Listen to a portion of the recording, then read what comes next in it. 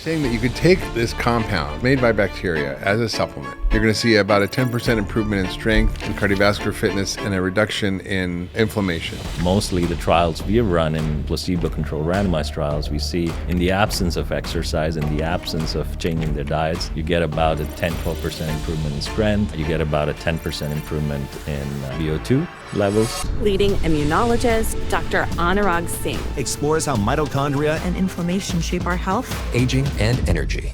Exercise is the best mitochondrial drug. Yeah. So just getting people moving in their 70s and 80s 3 times a week for 30 minutes, that's the basic, having a rejuvenation effect on the mitochondria. You've got 3 ways to sort of soup up your mitochondria and make more energy. 1 is exercise. 2 is... Anurag, welcome to the Dr. Hyman Show. It's great to have you. So we're going to talk about one of the most important things that almost nobody really understands today in terms of your health, longevity, well-being, energy, brain function, immune health, and pretty much everything. It comes down to something that actually is a topic that I love, which is how our bodies make energy, the problems that happen with energy, and the little tiny organelles, like mini organ systems in our cells that make energy called mitochondria. Now, people hear that word, they probably think of high school biology. They're like, what is he talking about? Maybe they remember something called the Krebs cycle or the citric acid cycle, which is basically how your body turns food and oxygen into energy in these little tiny factories, energy powerhouses in your cell. And we kind of learned about them in medical school, and then we promptly forgot about them because unless you were some specialist dealing with some rare inherited genetic mitochondrial disease, you never thought about it, you never treated it, you never diagnosed it, and you never paid much attention. And yet, it seems that mitochondria, as it turns out, are probably one of the most important things you do need to pay attention to if you want to live a healthy and long life. We're going to kind of dive deep into the mitochondria today, what it means, what it is, what we can do to optimize it, what new innovations are in the marketplace that help us to actually work with our mitochondria better and soup them up a little bit and clean them up, which is important, and how they play a role in so many diseases, including aging. So kind of let's start with the work that you're doing around mitochondrial research and why it's so central to aging, and why don't we talk about it more? Well, I'm also a trained physician, and so for many years... You're MD, PhD, so you're like a double doctor. So, well, as you said, medical schools briefly educate the students, the future doctors about, this is in the biochemistry class, and they learn about mitochondria. But I actually think and we talk about these biological hallmarks of aging, these 12 biological hallmarks of aging a lot. I actually think mitochondrial dysfunction and the lack of energy and fatigue as sort of we age is the root cause, is the central hallmark of aging. And the studies I have done, whether it's with old people looking at their muscles or their brains, every time you look at a 70-year-old who's exercising versus a 70-year-old who's sedentary, frail, the answer is always mitochondria. That's right. Or even you look at like why is a 2-year-old running around bouncing off the walls and a 92-year-old just sitting motionless in a chair? The answer, in a sense, is mitochondria. The number, function, and activity of the mitochondria. And so these are, as you said, these are powerhouses of the cell, and they are really the energy provider. These are the batteries, right? So think of your cell phone battery, right? When it's all green, you can make a number of calls. You feel confident about your phone on a daily level, but the moment it gets red, that's when you worry. That's exactly what aging in mitochondria is happening. The green is becoming red. So your body battery kind of fatigues out, and you have to recharge it. And doctors, for sure, don't really know how to diagnose problems with the mitochondria or even symptoms that relate to mitochondria. But one of the most common presenting symptoms to the doctor is fatigue. So just to summarize, you got 3 ways to sort of soup up your mitochondria and make more energy. 1 is exercise. 2 is inducing mitophagy. And 3 would be, I think, other supplementation strategies like creatine, carnitine, CoQ10. So can you talk about the kind of symptoms that people might have if their mitochondria aren't up to snuff? Fatigue and a lack of energy at the, as they say, you go through the motions of the day, and at the end of the day, you feel like, there's not much fuel left in the tank. That feeling, that's mitochondria, the energy deficit you have created during the day. The second is if you're one of those who exercises a lot as you age, you start realizing that it takes longer to recover, from an exercise. That's because your mitochondria are not in that perfect sort of balance between the bad and the good mitochondria. And now you have accumulated the bad mitochondria. And so you're taking longer to recover from exercise. The other things are, if at the whole body level, just brain fog. For example, the muscle and the neuron cells have the highest density of mitochondria, thousands and thousands of mitochondria in a single neuron or single muscle cell. I think it's like, what is it, 17,000 of these in every brain cell? In every, and close to 10, 15,000 in a skeletal muscle cell. Yeah. So imagine that much energy that just goes away. And so that contributes. I actually think brain, muscle, and more data now you're seeing in immune, these are the three key elements that will dictate our health span and how the mitochondria are functioning in all these three. In terms of what you described as the hallmarks of aging, the things that go wrong as we get older that can explain most of the diseases of aging. So we tend to think about things downstream. Okay, you've got heart disease, you've got Alzheimer's, you've got Parkinson's, you've got cancer, you've got diabetes, you've got all these horrible things that happen as we get older, but we don't think upstream. What do these things have in common? There may be just different manifestations of the same problem depending on the person.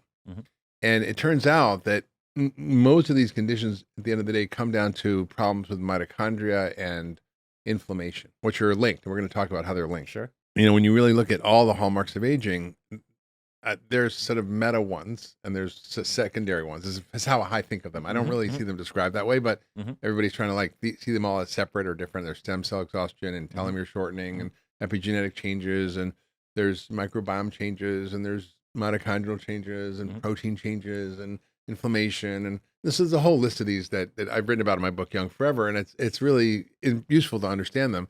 But one of the meta frameworks that can explain even mitochondrial inflammation is nutrition. They call these deregulated nutrient sensing, which is a fancy bunch of jargon for meaning that your body and your food aren't working well together and that the food you're eating is messing up your body, particularly causing inflammation and causing mitochondrial dysfunction. So, when you look at diseases like Alzheimer's or diabetes or even cancer, these are fundamentally ultimately mitochondrial problems, and the treatments can be mitochondrial treatments. But again, as I said, we don't learn as doctors how to treat our mitochondria or even to diagnose them. What is the way that people can think about even diagnosing mitochondrial problems other than your history and your medical symptoms or your diseases? So mitochondrial functional testing is still in its early days. We're still learning how to high throughput it, right? Like if you were to go and get your lab work done, you'll do a standard lipid profile, kidney profile, cardiac profile. Mitochondria is today not part of it. Inflammation is, so you do look at C-reactive proteins, some inflammatory cytokines. So there are new tests coming out. There are folks working on buccal swabs, for example, looking at the mitochondrial DNA content in your buccal cells. There's a group called, I believe, MeScreen that is using blood cells to look at how the mitochondria are behaving in the blood cells to give you sort of an idea of how your mitochondria at a whole body level are. The way I do it in randomized placebo-controlled trials is a few ways. So I would put, for example, older adults in an MRI scanner kind of setup, and they'll exercise there. And I can actually, using something called resonance spectroscopy, I can actually go into the muscle and look at the depletion of ATP, which is this molecule of energy, and how fast after they stop exercising it comes back into the muscle is an indicator for me how good the mitochondria are. Because if your mitochondria are not good, it just takes longer. And that's how in a lot of clinical studies today, let's say investigators or translational investigators are studying mitochondrial health, looking at the ATP recovery rate. And ATP is the energy, it's basically the molecule of energy, yeah. Now, the other way is you take chunks of tissue. So that's what I do. I go in and take a muscle biopsy. Muscle biopsy, that's fun. Which is not fun, which is not easy to convince people. But believe it or not, in clinical trials, older adults who have problems with fatigue, they're very motivated and they volunteer. And what you see blows your mind away, because you look at the 30,000 genes in the skeletal muscle and you ask in an unbiased way, what are the top 30 pathways that are downregulated? They are all mitochondrial linked. And that, just not us who has shown that, it's multiple groups that have shown that As you were pointing out, I mean, these hallmarks of aging are like a subway system, and they all intersect in the middle with mitochondria and inflammation. Yeah, I think it's so important because, as a doctor, I've been trying to look at mitochondria for many years in functional medicine. And, we'll do, for example, VO2 max testing. You can do which that. is Yeah. maximal exercise testing where they measure oxygen consumption Mm-hmm. and carbon dioxide production as an indirect way of looking at your mitochondrial function. What we do know is that VO2 max, which is basically how much oxygen you consume per minute per kilogram of body weight, is one of the best predictors of longevity. Sure. It's in a linear way. The higher the number, I mean, the more fit you are, the more your mitochondria can, consume oxygen and produce energy, the longer you're going to live. That's pretty cool. And yet, that's a little bit of a more difficult test to get, but you can get it at gyms. Yeah, now. we You can do get a that doctor's as well. office, and I think that's helpful. Also, we used to look at organic acid testing, which looks at sort of mitochondrial function by looking at a urine test. Okay. There's also labs in Germany that do extensive mitochondrial testing, looking at the mitochondria inside white blood cells in your blood and looking at how they're functioning. And you can see that it's a lot of mitochondrial diseases. I mean, we didn't talk about it. We talked about some of the diseases of aging, but mental health is now an area of deep research around mitochondria and cognitive function, not just things like dementia, but autism, is found to have been really in part driven by mitochondrial dysfunction in these kids. They have an energy deficit. And Suzanne Go showed this, who's a Harvard, Oxford trained pediatric neurologist. She's been on the podcast. And Chris Palmer and Ian Campbell, have been on the podcast, talk about metabolic psychiatry, where depression, bipolar, schizophrenia, these are mitochondrial diseases. And by treating the mitochondria with diet and other approaches, they can actually improve their function and help mitigate or relieve or put these diseases in remission, which is pretty remarkable. It is. So mitochondrial medicine is this area that's sort of so promising and yet so neglected in traditional healthcare. And that's what's so great about the work that you've done and that you're doing around the research. And one of the things I think you sort of mentioned that in passing, I think it's important to double click on is sort of new discoveries around the immune system's function and mitochondrial function, and how we've been surprised by some of the things you've found around this. Because when you look at aging, these are two things that really happen. We lose energy and we become more inflamed. I mean, we started off thinking these were two different pathways because every randomized study we were doing, now as you mentioned, diet and exercise are the two biggest mitochondrial rejuvenation drugs, if I can call them, that exist out there. My favorite drugs, diet and exercise. The problem is it's very hard as a doctor to convince everybody to stick to it, and you see very poor compliance in the long term. And so you have to improve your cellular health and your mitochondrial health with other strategies, nutrition being one of them. So we started looking at it, and what we saw is that every time we improved mitochondrial health, the inflammation levels were lower in these folks. Now, whether they were 80-year-olds, whether they were overweight, obese individuals, or even athletes, believe it or not, even athletes where you think they would have the peak of mitochondrial, and even overtraining is having an impact, and they are all inflamed. And so by just tuning the knob of inflammation, or vice versa, improving mitochondrial health, we're still studying which are they closely interlinked, or are they, one precedes the other. But there is clearly a very close interaction between these two pathways. Yeah, and one of the fundamental hallmarks of aging is this phenomenon of cellular senescence, otherwise known as zombie cells. These are cells that should have died and been recycled that seem to live forever and turn into zombies, and then go around creating more zombie cells. And what these cells do is they spew out buckets of inflammatory molecules around the body. They're like basically pouring gasoline everywhere, and that's a disaster because it's sort of a feed forward cycle. And somehow what you're saying is that mitochondria play a role in this, either as a cause or a consequence. And so in medicine we like to be very reductionist, but the truth is that anything that causes inflammation will cause mitochondrial dysfunction, and mitochondrial dysfunction itself, if I'm hearing you correctly, also drives inflammation. Yes, really these damaged mitochondria that become leaky, and the damaged mitochondrial DNA, mitochondria have their own DNA that leaks out into the circulation and causes, inflammation. And vice versa, inflammation can also be seen as a stressor for mitochondria that damages these mitochondria. So I think it's like a circuit loop between these two pathways. Let's back up at a meta level and look at, if these mitochondria are so important to our overall well-being, to our energy, to our brain function, to our mood, to our metabolic health, to pretty much everything you can think of, and yet they're so fragile, right? What are the things that drive mitochondrial dysfunction? Like, what causes mitochondrial aging and breakdown and damage? So there's this sort of, this may be a bit nerdy, but this is what is called as the oxidative stress pathway. So as in the life cycle of a mitochondria, you have the yin and the yang always. You have the healthy mitochondria that are young, new, producing a lot of energy, poor diet. If you're eating a lot of processed food, etc., or your sedentary habit, they accumulate what we call as ROS, or reactive oxygen species, and they start becoming, as you were saying, zombie mitochondria.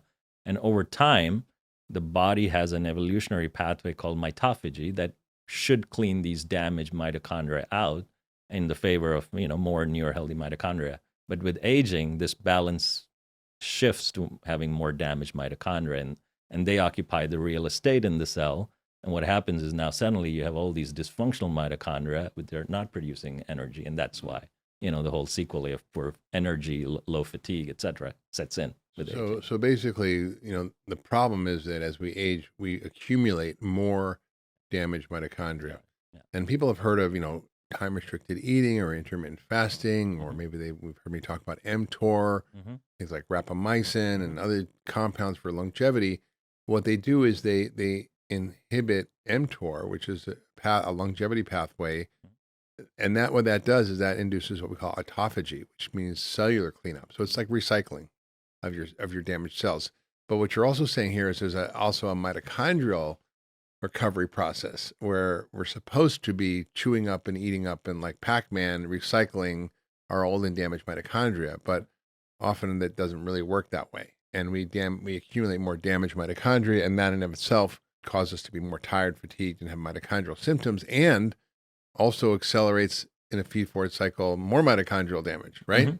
Inflammation and the other senescence is all interlinked. But there's other causes for mitochondrial dysfunction besides just lack of recycling of the old mitochondria. So what other? Yeah, so there are three ways today you can improve mitochondrial health, and this is really one is you can improve what we call biogenesis, so you can kind of seed newer healthy mitochondria, and so there are strategies, exercise being a very powerful. This is the whole PGC1 alpha pathway where you stimulate this mitochondrial biogenesis, you can improve the growth of newer mitochondria. Then there is sort of the fission and fusion. Wait, in English, that means that if you exercise, you stimulate a pathway that makes new mitochondria, that helps you create new mitochondria. And more energy. So that's kind of where the field is split into three ways. One where you have these NAD boosters, compounds like resveratrol, at least from a nutrition perspective, or metformin, they're all hitting this sort of AMPK, mitochondrial biogenesis pathway. Then you have this mitochondrial efficiency. So you take the pool of your mitochondria that are already functioning well, and you get them to produce more energy. So there's, this idea that you can supplement with creatine or nutrients like L-carnitine, CoQ10 that are integrated into the different mitochondrial cycle. There are 5 units of mitochondria, and they all come together. And so you can make them more efficient. And then there's the mitophagy part. Now, there are many ways you can combine these together as well. Before we get too much more into how to fix your mitochondria, I want to sort of kind of double down on what are the other things, like our diet, toxins, stress, sleep issues. What are the ways that our mitochondria become more damaged in our current environment and lifestyle? Yeah, I think you highlighted diet is the number one, and lack of physical activity. So when you say diet, what do you mean? Diet means not eating a good, fresh from the farm kind of, rich in fiber. Fiber nourishes our microbiome. And that's how we, a lot of the mitochondria are ancient bacteria that had this great relationship with the host, which is us. So the way they process the nutrients, when they get stressed and damaged, that impacts. That's how diet is playing. Now, physical diet, I would just say it's the sugar and starch and the excess calories that overwhelm the mitochondria, and also the oxidized foods we eat, like oxidized oils and processed foods. Yeah. People talk a lot about seed oils. In and of themselves, they may not be the issue. It's how oxidized they are. In other words, they go rancid. Are you eating rancid oils? And that a lot of the ones we eat are. And that causes more inflammation and damage to the mitochondria. So The fats you eat play a big role in what your Absolutely. mitochondria are made of and how resilient they are. If you're eating, crappy fats versus good fats, like omega-3s or even some saturated fats. So eating a highly processed, high sugar and starch diet and a lot of extra calories, that will overload your mitochondria. Of course, yeah. I mean, we see that in the whole diabetic pandemic. Sugar is the biggest stressor. It's important you mention that because when you look at mitochondrial function in diabetics, it's like half of the normal population. Half. And today the technologies are advancing. So we do something called metabolomics, and we can actually find these mitochondrial metabolites in circulation, things like fatty acid oxidation derivatives that show up in our bloodstream. So we can use, and we see that the impact of diet. The other one where we see is physical activity, big time. The impact of inactivity on mitochondrial health is not talked about a lot, but I think it's immense. In addition to diet, I think that's the number 2 thing that contributes to how good or bad your mitochondria are. And that's why exercise is such a longevity drug. It is. It's not just great for your cardiovascular health and metabolism, but it actually is incredibly important for keeping your mitochondria functional and healthy and operating at the right level. Mm-hmm.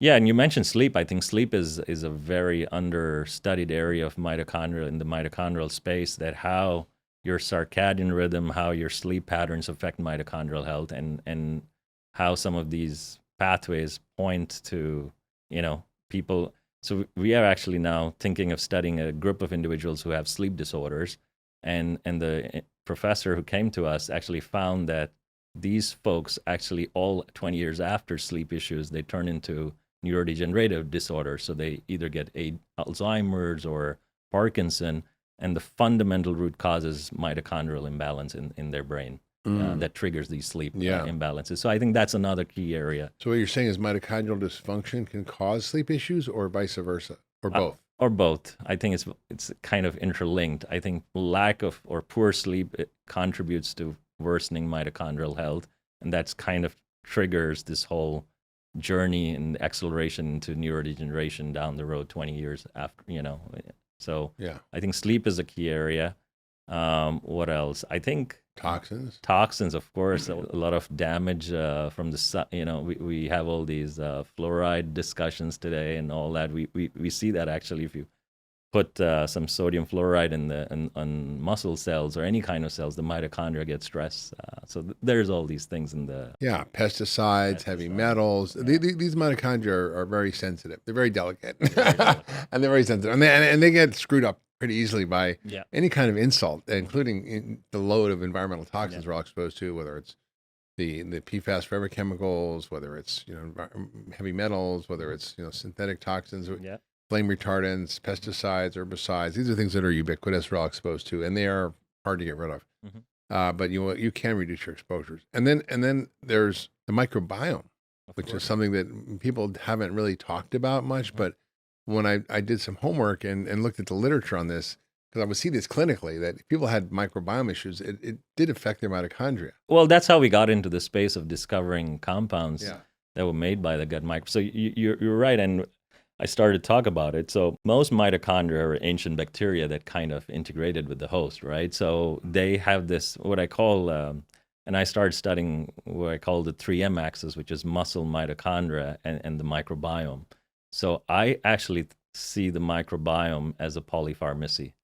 Okay, so a lot of, let's say, focus has been on prebiotics and probiotics and how you should modulate to have a healthy gut microbiome. I actually think it's what the gut microbiome is producing has immense effects on mitochondrial health and beyond. Yeah, it's interesting you say that. I mean, I want to double click on that too, because I was on a panel once at Cleveland Clinic with Stan Hazen, who's a preeminent cardiologist there, who's studying the microbiome and cardiovascular health, and it's connected to cancer, to diabetes, to Alzheimer's, you name it, right? Yeah.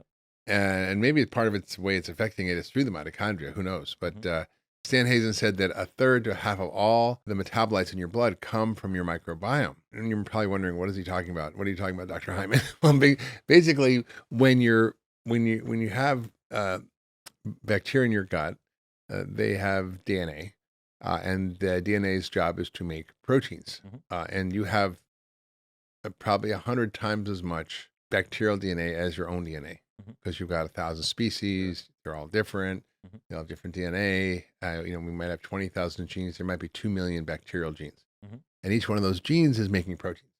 What happens to those proteins? Well, they're sometimes active in your gut, but they also get absorbed by your body. They get absorbed and they're in your blood. And then what are they doing there? Well, they're influencing everything. We're going to talk about what some of these things are. They're called postbiotics. Postbiotics are essentially different than pre or probiotics. They're things that are made by bacteria that then are used by the body for different functions. So we're going to get into why we're here to talk about this, because I think the question is if our mitochondria are so important, if they're so damaged by our current lifestyle, poor diet, lack of exercise, stress, lack of good sleep, environmental toxins, an overload of calories and sugar, changes in our microbiome that actually are not good. What can we do about it? And, we hinted at a little bit about exercise, diet, supplements, and people should understand that, the supplements around mitochondria are pretty well studied. And there's basically this chain called the respiratory chain. Basically, when you pour in food and oxygen to let's just say one side of the factory assembly line, out the other side comes energy. And to get to energy, there's a lot of steps, and all those steps require enzymes, and all those enzymes require helpers, and all the helpers are vitamins and minerals or other compounds that are used by the body, like creatine or carnitine and so forth. There's ways of actually supplementing to optimize mitochondrial function and health. I use this in autism. I use this in cardiomyopathy, patients with heart failure, very effectively, metabolic cardiology. Now we have metabolic psychiatry.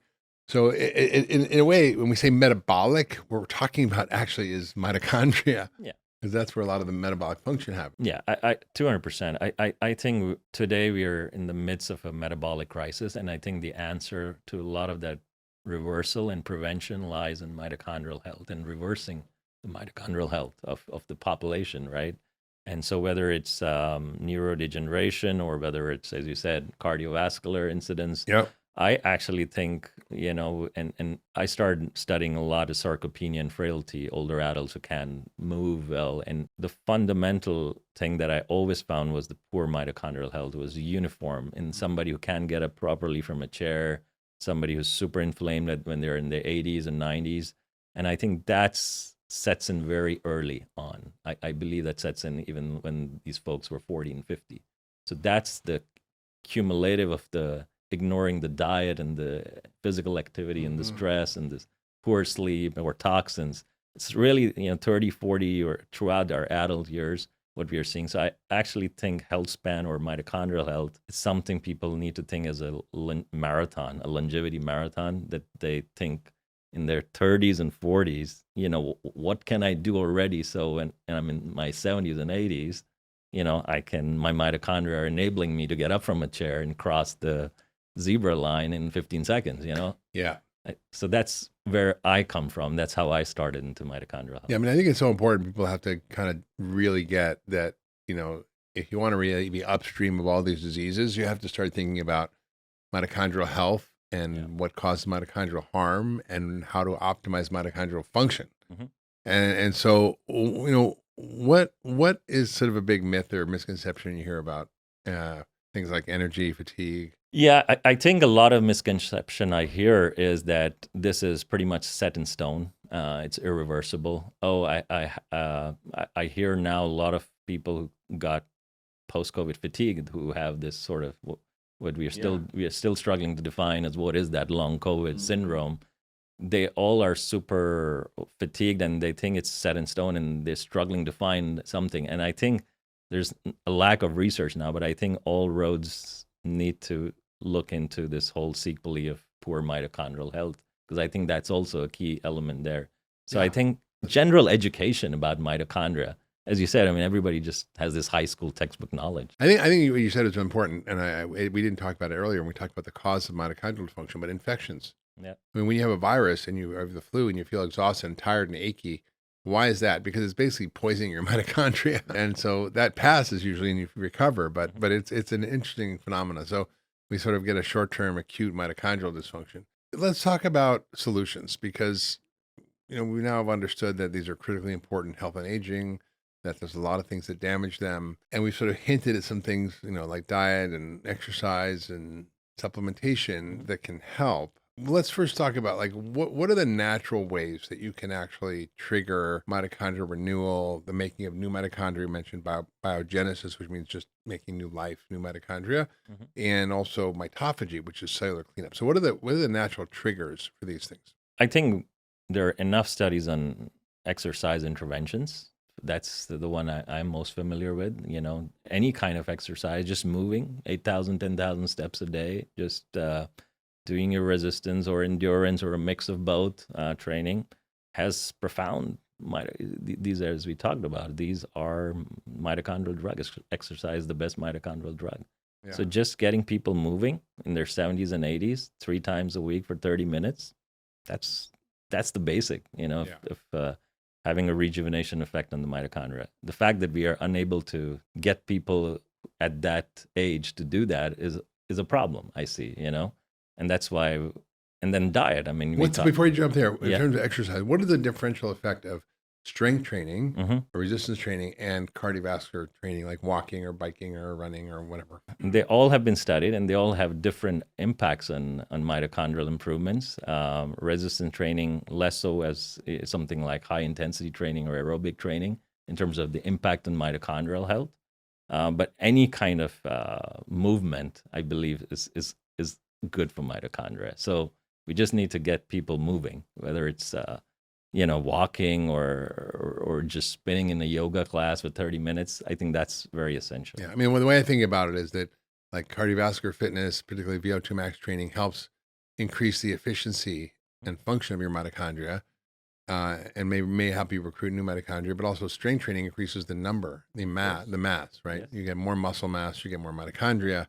So building muscle is really important. Muscle quality. I think this is another, if you look at the entire sarcopenia field, whether it's... And what's sarcopenia? So sarcopenia is this age-related muscle disorder. And so when we are in our 30s, we peak in our muscle performance around a third decade of life. And following that, every 10 years, we are losing 10% of muscle strength and muscle mass, okay? And that accelerates even bigger than 10% in our 60s. So by the time we are hitting our 60s and 70s, we have lost enough muscle mass and strength that a lot of individuals are classified if they can't get up from a chair or walk a certain distance in 6 minutes, and they're classified as sarcopenia. So it's really a loss of muscle and strength and the quality of the muscle. But those aren't inevitable. I mean, I just had a major health crisis where I had a back surgery from a back infection. I lost 20 pounds, 15 pounds actually. And in the last 4 months, I've gained back 20 pounds of muscle, even at 65 years old. Yeah. So, and I actually am more, quote, ripped now than I was at 40 because I didn't really do any strength training. And I think it's interesting to see how even as we get older, no matter how old we are, the body will respond to the input. Muscle is a sponge, it just needs a little stimulus to get it going. Then we're going to talk about diet. Well, of course, there's a lot of nutrients, right? So all the high protein we talked about, high protein supplementation as you age, there is this concept of anabolic resistance that after 60s, 70s, if you keep doubling your protein, and what people forget is that mitochondria is where a lot of protein synthesis is actually happening. So we're just doing a trial actually in Canada where we are combining high protein supplementation with a mitochondrial intervention to see if we can rev up just that, the muscle quality through that. So I think diet itself, and you talked about less sugar, eating, caloric restriction is intermittent fasting has these immense mitochondrial effects. So eating 15% less has, we have seen in multiple randomized trials that has a big impact on boosting mitochondrial health. When you say protein, how much are we talking about here? Because the RDA is 0.8 grams per kilo, which is the minimum you need to prevent a deficiency of protein, but not maximum amount you need for optimal health. Yeah, I think with aging, should be up. So about 1.2 even per grams per kilogram. So most older adults are eating 40 grams less. So that's why, there's the idea, you give them protein shakes with 10, 20 grams twice a day. So you're countering that deficiency, but they don't digest all these. It's not that you can give them a bolus of protein and they'll digest it because their body and their cells won't metabolize it. But I do, and I look at my parents who are in their 80s, they don't get enough protein from the diet.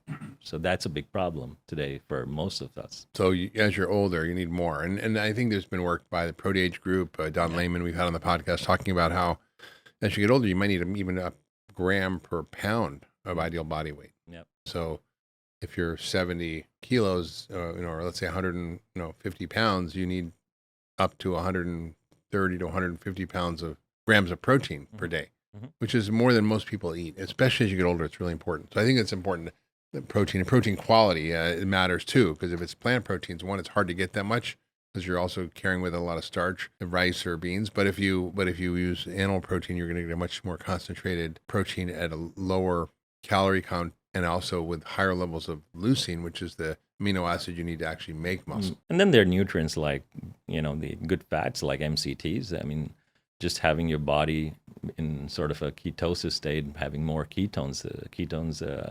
Chris Palmer has done a lot of work in there, and a lot of other groups. Eric Verdun, who I collaborate, is looking at them, and just getting your body to more using fat as a source instead of a carbohydrate, glucose, has this profound effects on getting mitochondria revved up. They like processing towards the preference for fuel utilization is more fat than glucose. Yeah. So the mitochondria love to eat fat. And that's why you see, for example, certain diseases like whether it's autism or Alzheimer's or schizophrenia or bipolar disease or depression, diabetes. I mean, these are all mitochondrial problems. And they all respond extremely well to ketogenic diets. They respond better than any other current therapy. Yeah, absolutely. And I've seen kids with autism just sort of wake up getting on a keto diet, or people with Alzheimer's, or obviously with diabetics, we see with the data really strong on that, reversing type 2 diabetes. So having, you mentioned MCT-oil, that's a particular kind of fat that's absorbed differently than other fats. It is a great fuel source for mitochondria. I'll use it actually before I work out or exercise, to go for a long bike ride or something. I'll often have some of that beforehand, and it'll really keep my endurance up and keep my metabolic function high. And the last class of nutrients that I'm very familiar with is these sort of antioxidants, polyphenols. So all the berries, the pomegranates, the nuts, kind of, it's kind of the Mediterranean diet. And that, if you look at, and again, studies have been done with folks who have been on Mediterranean diet versus other diets, and showing how big an impact that has on mitochondrial health. So that's how, I think that's where people need to think about from a diet, what to integrate into. So from the diet perspective, more colorful plants. And I think I want to get into one particular one, which is derived from a compound, one of these compounds called ellagic acid, that's found in berries and nuts and pomegranate, which is a really important advance, I think, in terms of mitochondrial therapeutics, which I use regularly in my practice. Something called Mitopure, which is basically a compound called Urolithin A, which you're involved with in studying, and Eric, one of the key researchers in this whole field. So before we get into that, we touched a little bit about supplements.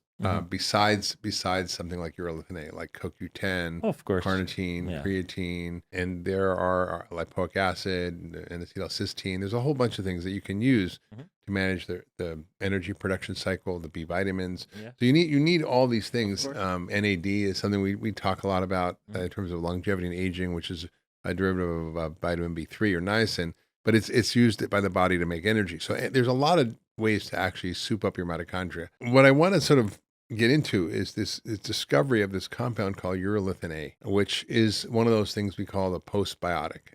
It's something that's made by gut bacteria that then is absorbed, and then it has biological function. Now, most of us who've taken antibiotics, which is pretty much everybody. I mean, I gave a talk to about 1,000 people the other day, and I said, who here has not taken antibiotics ever in their life? I think there was like one person that raised their hand. That kind of wipes out some of the key species that make this postbiotic. And you've actually concentrated it, purified it from plants, from pomegranate, and I don't know if other sources. What is this compound? What does it do? How does it work? What does the data show about its effectiveness? Yeah, sure. So start out with like what it is and how it works. Yeah. And let's talk about then what does it do to the body? So this is a 15 years journey of research trying to discover why are pomegranates superfoods, right? So what we discovered was that we initially thought it was these polyphenols, these L-glutanins that are in the pomegranates that were responsible for all the health benefits. And so we started studying them. We started looking at the gut microbiome derivatives, which we thought were just byproducts and waste products of this metabolism. And we chanced upon this family of urolithins. Now, the body can either make, in majority cases, if you can produce urolithins, urolithin A. But there are other urolithins you can make. So what we discovered was that this molecule, urolithin A, is actually not a waste product. It's actually a very potent gut metabolite produced by the gut microbiome that has these immense rejuvenation effects on mitochondria. And not everybody has the right gut microbiome. Again, bringing the story that we were talking about in the gut microbiome before. Now, I've done studies where I've gone in different parts of the world. So the Europeans have the highest number of producers. Oh. Yeah. So if you go to the French and the Italians, you find out of 100 people you sample, 40% will make from the diet, naturally, real world level, they will have some levels of urolithin A in their bloodstream. You go to the US and Canada, that number drops to 10%. Wow. You go to my origin country, which is India, where every kid growing up in their first year is given antibiotics for everything, the incidence drops to 5%. 5% in India. 5%. Wow. And I'm one of those that I can drink 6 glasses of pomegranate juice or eat 6 bowls of walnuts and pecans. My body just refuses to make this molecule. So that's how we discovered this molecule. And then we started discovering its benefits. So the fact that majority of the healthy adult population doesn't make it means now you have a case to supplement most of the population with it. And then what is it actually doing? What it's actually doing is what we started talking about, is it revs up this cleaning up process. So it's really like a super Pac-Man molecule, which takes the debris out from the damaged mitochondria and puts them into sort of a more healthy status.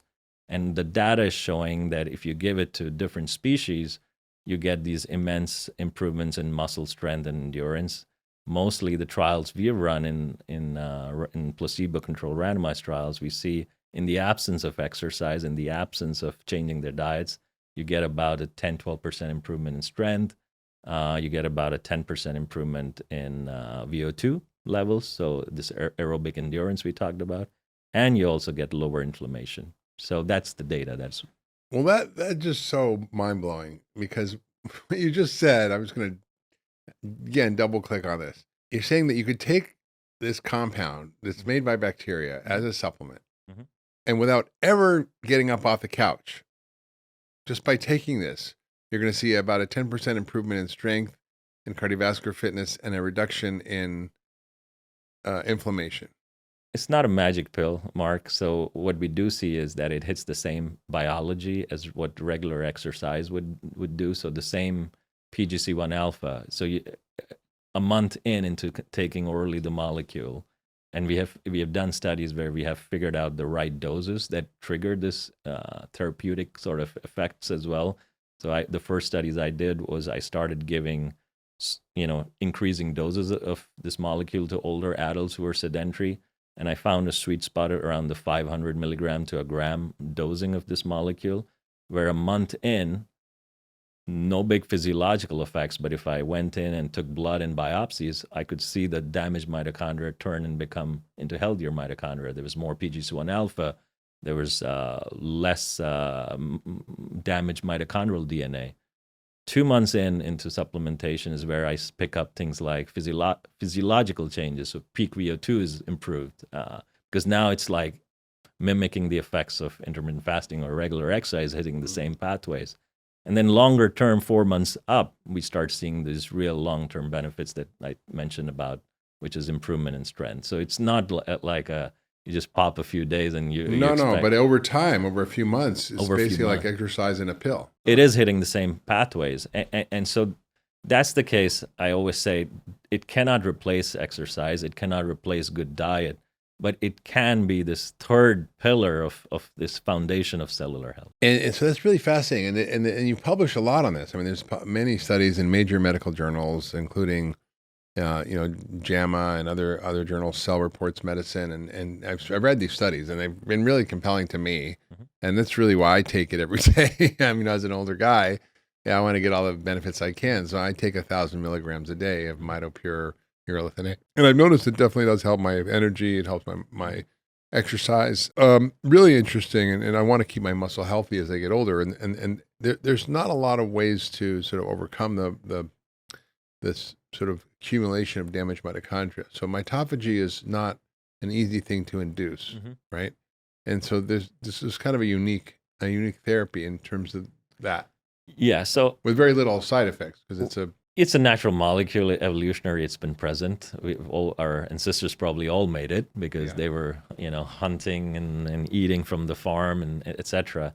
What I do think this molecule is different from all the NAD boosters or CoQ10, or we talked about L-carnitine, creatine-like molecules, is those can only work if you take the bad, damaged zombie mitochondria out from the real estate, right? So if your cell, think of its cell as a town hall, and it's all clogged up by bad, damaged mitochondria, unless you clean the waste out, unless the waste removal truck shows up, which in this case is Mitopure, that's where I think the future research will go, is how do you combine some of these nutrients together?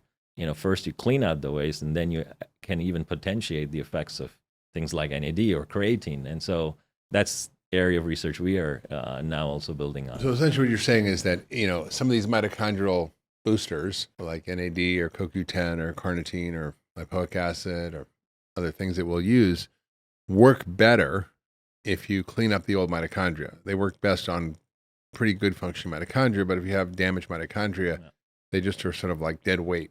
And that's what makes Mitopure or Urolithin A so unique, is because it's one of the only molecules that is really clinically shown to activate mitophagy, clean out the debris, and then potentiate the other, probably the effects even of exercise. And these are studies, at least we need to think about, is, can you combine intermittent fasting with certain, things like NAD or Mitopure together and augment the effects? I think this is where I think research is going. In terms of inflammation, we chatted a little bit about before the podcast about this new kind of insight you've had around the relationship between inflammation, which is one of the hallmarks of aging, and mitochondrial dysfunction. Can you kind of talk about the sort of bidirectional effects of inflammation and mitochondrial dysfunction? The early trials we did, as I mentioned, whether it was the older adults, sitting on their couch potato, not getting to move, or the overweight folks, or even the elite athletes, the hallmarks, whenever we would see improved mitochondrial health,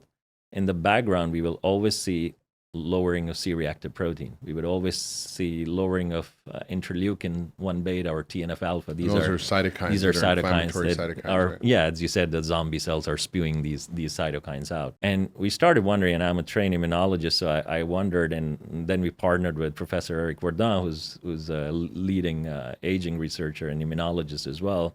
And he said, well, let's do a trial where we give this molecule for a month to healthy 40, 50-year-olds, and we look at every single immune cell in the body at the impact it's causing and the mitochondria in it.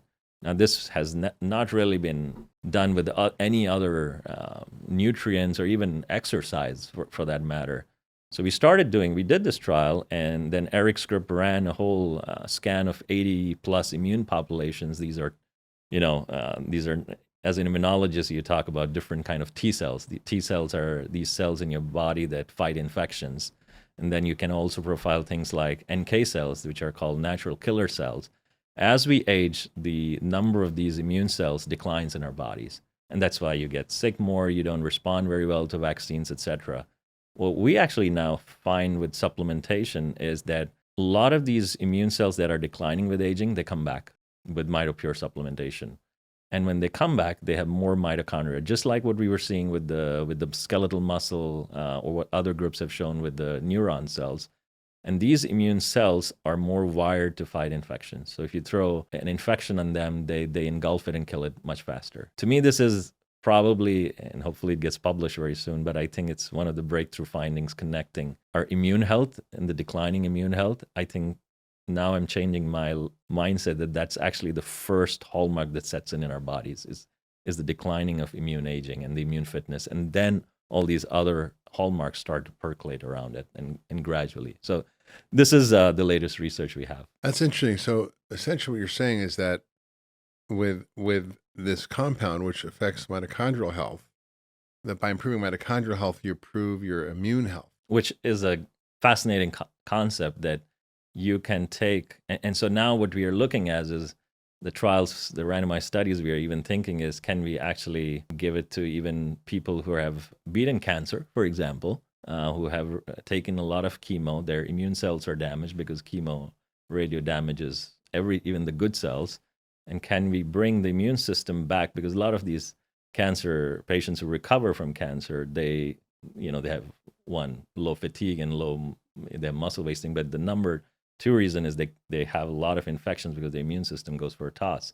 So can we bring their immune system back and rejuvenate it much faster? So the number of ideas we have is how to use mitochondrial medicine to rejuvenate the immune health. Oh, it's really mitochondrial rejuvenation and also immune rejuvenation. Yes. Which is something we don't really think about in medicine. And it's sort of the opposite of how we practice medicine. We use compounds or drugs that inhibit or block or interfere with some biological process, like an antihypertensive or an antibiotic or a calcium channel blocker or an ACE inhibitor. So we're inhibiting, blocking, and antiing everything. These are doing the opposite. They're actually enhancing health. They're optimizing function. They're rejuvenating different biological systems that are critical for health and longevity. And when you look at chronic disease as a whole, we talked about everything from, schizophrenia to autism to Alzheimer's to diabetes, to cancer. These are all mitochondrial immune issues. They're all kind of the same at the root. Alzheimer's, is a classic example. For many years, it was proteostatic disease, with all these accumulation of myeloid plaques and the lack of proteostasis. Now it's turned around. It's really an inflammatory disease of the microglial cells. And that's where I think a lot of aging diseases need to be reversed or early on by tackling inflammation and mitochondrial health. In sort of the whole space of longevity, there's a lot of compounds that people are talking about, looking at, and some of them have good data. Some of them are questionable. You mentioned metformin. This is something that works on a similar pathway. But one of the consequences of metformin is that it inhibits mitochondrial complex 1, which while it seems like it helps with blood sugar and many things you'd want to have it help with, it also interferes with mitochondrial function, which worries me particularly, right? No, so there's Nir Balzai who's been studying metformin for a long time, and now he has this big trial, I believe, the TAME trial, looking at the long-term effects. I think that got canceled. Yeah, okay. They couldn't get the funding for it because it wasn't a patentable drug. So that's the challenge, right? Or you look at rapamycin, which has, as you were talking about, mTOR inhibition effects, but rapamycin was basically sirolimus, an immune suppressive drug. So again, what its impacts on immune health is unknown. So that's where I feel the longevity field today needs to have a more 360 approach, where they sort of look at compounds that affect the key organs. And so and I talked about it. So there is this, I don't know if you know about the X Prize initiative. So X Prize is, has this health span prize, longevity prize, and they're looking for compounds or intervention strategies that hit or can improve 10 years, lower, 10 years health span increase on muscle, immune, and brain. Because those three organs, I think together, if you can hit on all three of them with one intervention or multiple, there's no magic bullet in this case but I do think Urolithin A Mitopure comes close. And so now we are looking at the third one, which we don't have much data, which is brain health. So that's where we're going into this. Looking in the next frontier in research for Mitopure is looking at brain health. Yeah. That's a good idea, because I think it's, could really enhance a lot of mitochondrial brain disorders, everything from Parkinson's to Alzheimer's to autism to depression to bipolar disease to schizophrenia. That the brain is, again, has the most density of mitochondria of any organ in the body. Yeah. And so it makes sense that by upregulating those and rejuvenating your mitochondria in your brain, you're going to do better. One of the things that we also talk about is sort of improvement in the cardiovascular biomarkers with Urolithin A and heart health. Can you talk about its role in heart health? Yeah, so we just published a paper in iScience, and so this was again in models. So this is not a randomized clinical trial, but these were models of heart failure, So the first thing our group of very brilliant mitochondrial scientists did is they actually looked at cardiac biopsies of people who had heart failure or had died of heart degeneration and with the aging process. And again, the hallmark signature they picked up in the heart was poor mitochondrial health. And so then we went into models of heart failure, acute and chronic, and we found that giving Mitopure supplementation in these models reversed a lot of this cardiac damage by improving mitochondrial health. And in the humans trials, we haven't done a trial in heart failure, for example, but in older adults, for example, we have focused on a class of molecules called the ceramides. Now, ceramides, if your heart cells are not performing well, you'll accumulate a lot of these ceramides that are like mitochondrial toxins, essentially. And so what we see is actually in all our trials, ceramide plasma levels of ceramides are going down. And so there's the Mayo Clinic that has now a score of ceramides that allows you to predict the prognosis of cardiovascular health. So now we are looking in that direction of how we can look at long-term cardiovascular health. But we do know things like VO2 improve with Mitopure, which is also cardiovascular health.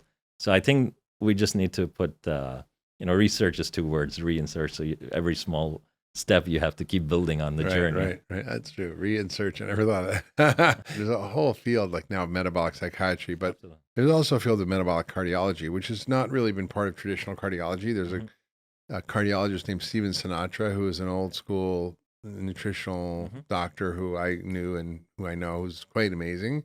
And he taught me a lot about metabolic cardiology. So when I have heart failure patients, I will give them a mitochondrial cocktail of supplements, including CoQ10, carnitine, creatine, ribose, lipoic acid, N-acetylcysteine, the B vitamins.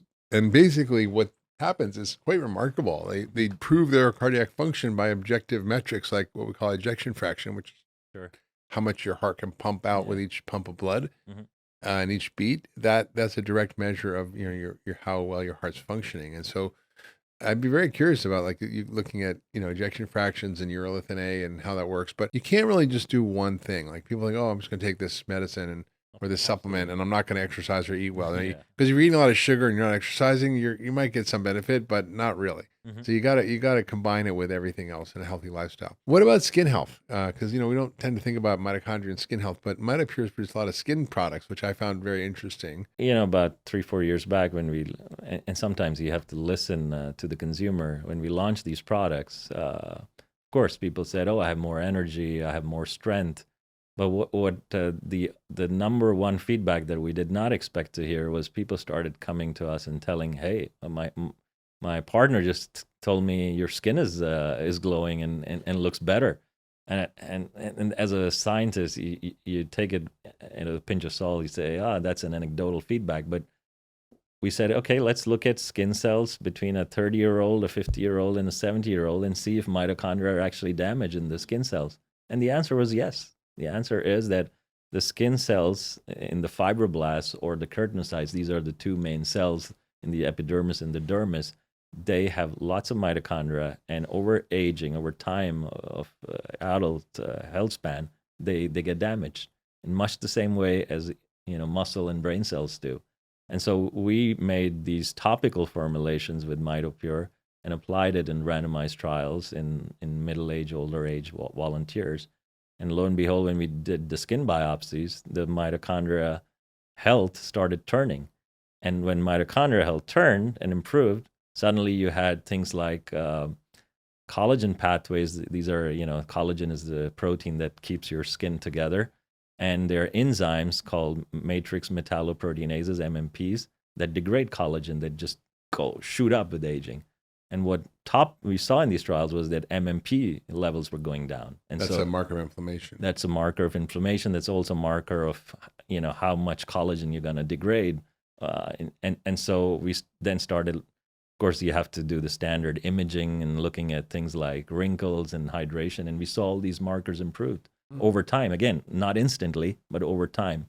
So there is this now great appreciation of that mitochondria in the skin. And skin is one of the organs that is receiving the most external insult from, whether it's harmful sun rays or pollution, etc. So it's under so much stress in addition to the intrinsic decline in mitochondria. It's also receiving this. So that's where we now see some great data that we're getting ready to publish. But the products are a big hit with the topical products with Mitopure. People are loving it. In the skincare business, not many people actually even bother doing clinical studies. So that's where as a science-driven company, we have taken the call. Yeah, I mean, that's really unusual. I mean, just to sort of highlight for everybody listening, most supplement companies don't spend millions and millions of dollars on clinical research, which you guys have done.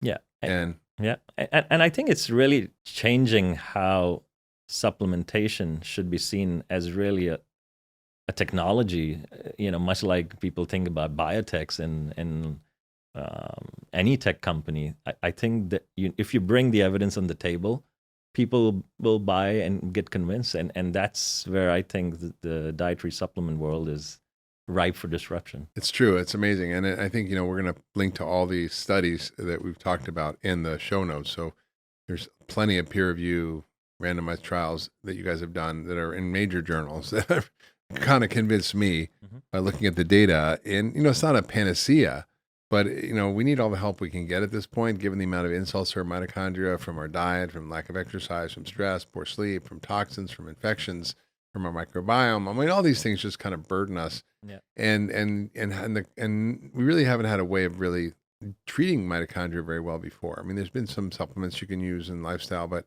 this is sort of a novel advance. Just in terms of practical applications, where do you think the science is heading in addition? You mentioned a few things like, the skin health, and you mentioned the immune health. What else are you thinking about?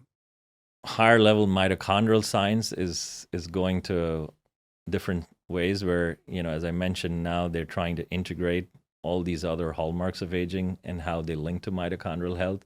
But more important, the holy grail is to find a constellation of biomarkers clinicians can measure in clinic, which is not yet available. Clinicians are not saying, oh, let me tell you how good your mitochondrial score is or mitochondrial health. So I think that's coming. What are those biomarkers? These are biomarkers where you're looking at the performance of a mitochondria, whether you're getting through a buccal swab. So again, you talked about it, the different complex activities. Mitochondria like a factory, as you mentioned, so a complex 1, 2, 3, 4, 5. You can profile them and their performance and the activity.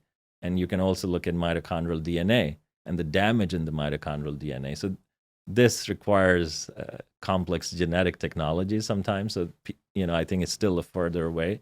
But I believe companies like MeScreen have some good technologies where they can take blood draws and tell you how good your mitochondria and your blood cells are. And integration in terms of Urolithin A, the real cool research I think will come out is this immune story we talked about, but the frontier of how it can impact cognition and cognitive health and health span in general. So I'm happy to share that we actually were one of the X Prize winners on our research that will be announced in a couple of weeks. You won the X Prize on the health span. We are one of them, not one of the top finalists. And, you're a top finalist. And the whole reason you haven't actually won the prize yet. Not the big prize, but we are one of the finalists that gets the first prize, and then we compete with the other top guys for the $80 million prize. So that's a recognition of the research we've put on muscle and immune. But I think the brain is what will take us to the next level. That's incredible. The brain, final frontier. Because the brain mitochondrial connection and the dysfunction in there does cause a lot of suffering, right? From neurodegenerative diseases to neurodevelopmental issues to mood issues, right? Absolutely. So this is important. Sleep, as well. Sleep. Yeah, I definitely think there's a mitochondrial connection to sleep. I think that's true. One of the things we didn't talk a little bit more about, I think, is some of the diagnostics. And I've been using some of the diagnostics in buccal swabs and organic acid testing for a long time. There's some newer tests out of Europe I'm curious to share with you that I think are really fascinating. Yeah. The MeScreen is looking at blood work that you can do at home. It's a home test, right? Yeah. And we're going to put the link to that's mescreen.com. What are they actually measuring when they look at that? They're measuring how the stressed your mitochondria are. They look at a constellation of mitochondrial readouts. So they look at something called as reactive ROS, right? So if your mitochondria are stressed, they can free radicals. Stress, right? They are looking at complex 1 and complex 2 activity inside the mitochondria. They are also looking at the respiration, how good and bad the oxygen consumption is at a mitochondrial level. So that's what and then they look at all these and they give you a mitochondrial score and sort of a holistic mitochondrial health score. Important, yeah, because I think being able to measure it and what's happening is important because, we want to look at your mitochondria and you want to see the effect of interventions. You want to know what you're doing. And again, it's not something we've really thought of, focused on in medicine. There is one mitochondrial story I want you to kind of finish up by telling, which I think is important, which is I think one of the greatest mitochondrial toxins and also something that is in incredibly widespread use. It's a medication that's commonly prescribed, the most common medication prescribed in the world, which is statins, right? So cholesterol medication. Tell us why these medications are harmful to mitochondria, what they do, and if we should really be worried about it or not. At a higher level, there are mitochondrial toxins, and they deplete these sort of electron transport chain, and CoQ10 deficiency happens. And so a lot of trials have looked at how you can resupplement with CoQ10 and recover some of the damage caused by statins. They are also muscle toxins. So a lot of times you will see people with statins they come to you with muscle pain and things like, in the extreme cases, rhabdomyolysis, which is really disintegration of the muscle. We haven't done anything with nutritional interventions on statins, but I think the body of evidence is that they really are damaging to the mitochondrial network and the electron transport chain. Yeah. And CoQ10 levels are very low in all those who get statins. Yeah, because the same pathway that makes your LDL cholesterol also makes coenzyme Q10, which is one of the mitochondrial helpers, cofactors. Yeah. And so you're kind of screwing yourself. So anybody who's on a statin has to be on coenzyme Q10. The question is, does it mitigate the damage or not? And how to a certain level, I believe it does, but CoQ10 is not also very highly bioavailable compound when taken orally. And so there have been attempts at making liposomal CoQ10 and things like this to make it, But I do think something like either NAD supplementation or cleaning out the waste with Mitopure could go a long way. And this is something we thought about long back, but doing a trial with a drug and a supplement always, when you go to an institutional review board for a clinical approval as its first study, they see it as a drug trial. And so that's always the risk of doing that trial. So that's why we haven't done it. Yeah, but I think it's important. And I think, I do worry about it because some of the studies I've seen is even without any muscle pain, even without an abnormal blood test, which you can see damage to the muscle called CPK, that pretty much everybody on a statin, if you do a muscle biopsy, has damaged mitochondria. It's not like some people, like almost everybody. And that to me is very worrisome considering the importance of mitochondria, particularly as we age, right? Yeah. And we are starting to see a little bit of that also with, the steroids also. If you throw steroids on muscle cells, we've seen that they have a very sort of detrimental impact. You mean prednisones? Yeah. Like corticosteroids, not like testosterone. No. Yeah, more like cardiosteroids. Yeah. And again, there's this buzz with the GLP-1 that, with the GLP-1 story that you 20, 30%. You lose muscle. You lose muscle. So what's happening at the, it's almost like you're fasting, but you're not just fasting, you're not eating anything, right? And that is a stressor to mitochondria. So I think you will see a lot of mitochondrial research come out with these GLP-1 drugs. That they're bad for them. Potentially, but the research needs to show that. That's concerning. That's concerning because they're getting used for everything, everywhere, all the time. We covered a lot of this, but I want to sort of bring it home a little bit and conclude by talking about some of the science-based evidence approach to longevity and to how people can support their mitochondria and think about their mitochondria. So testing is coming. Yeah, we will learn more objectively what's going on. But in the meantime, we kind of touched on some of these things. Would you summarize sort of a healthy mitochondrial lifestyle and supplementation program? Well, so I would say 5 strategies that come to the top of my head. So eat well, eat a lot, eat your berries, eat your fiber, eat your whole foods. I think that's the key. And low sugar. Low sugar. Yeah, exactly. Try to good fats. Cut down. Yeah, good fats. That's the key. Then keep moving, right? So you make sure you walk, just not sit in the office all day, and that's the end. Your muscles, your brain cells need to have that stimulus of exercise. Sleep well. I think sleep.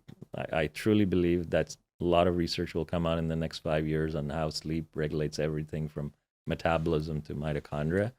I see nutritional and I see advanced nutritional strategies, which we talked about, whether it's creatine, NAD supplementation, the B vitamins, they're all great, vitamin D, we didn't talk about that, but it also has some great effects on mitochondria and immune cells. And then I think Mitopure fits in the ensemble, not in isolation, but in the ensemble. And I think the last bit on mitochondria, as you mentioned, is make sure you're not taking a lot of these toxins like drugs. We talked about antibiotics, we talked about statins.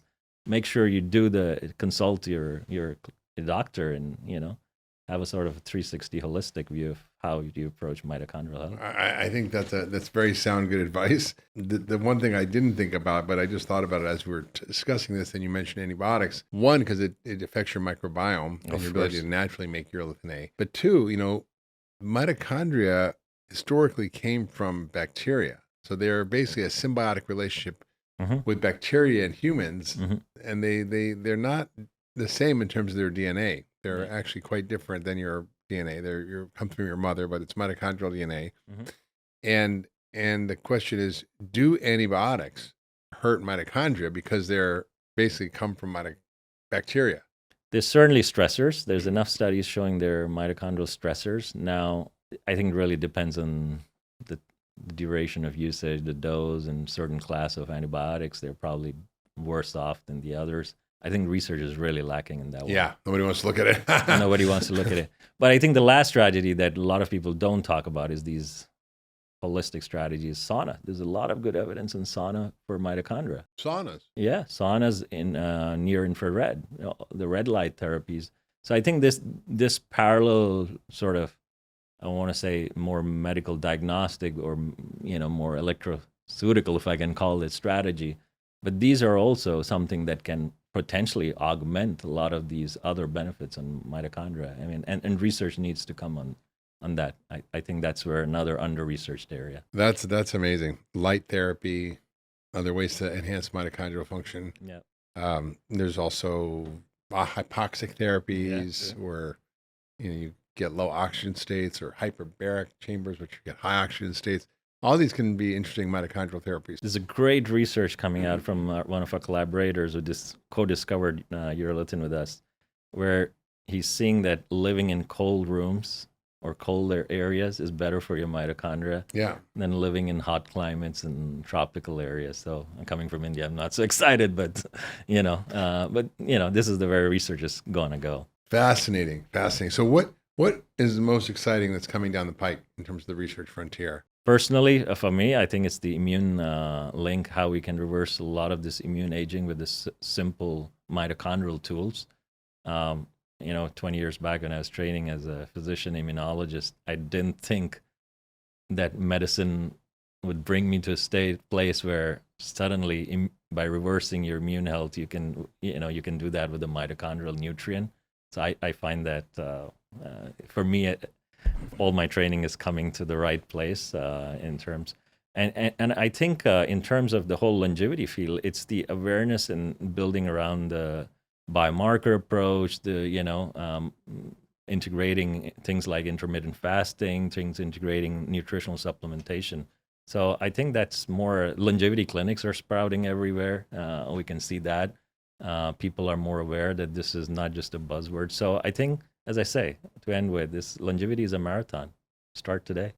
That's incredible. Well, thank you so much, Dr. Singh, for being on the podcast and for enlightening us with all the work you've done on mitochondrial health, how critical it is for just general overall well-being and also longevity, and the work you've done to pioneer the research on urolithin A. It's not easy to do that work. It's hard, tedious work sometimes, but the results are pretty exciting, and I think we're going to look forward to hearing more and more over time about how this can apply to a broad range of problems, from cardiovascular health to immune health to longevity.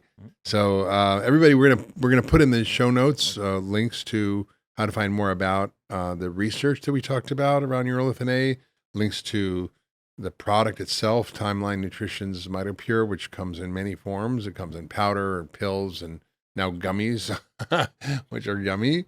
And we're going to also, talk about in the show notes some of the the sort of suggestions that we talked about around mitochondrial health and renewal. So thank you again for being on the podcast, and hopefully we'll keep having this conversation and learning more as time goes on. Thanks for having me. Absolute pleasure, Mark. If you loved that last video, you're going to love the next one. Check it out here.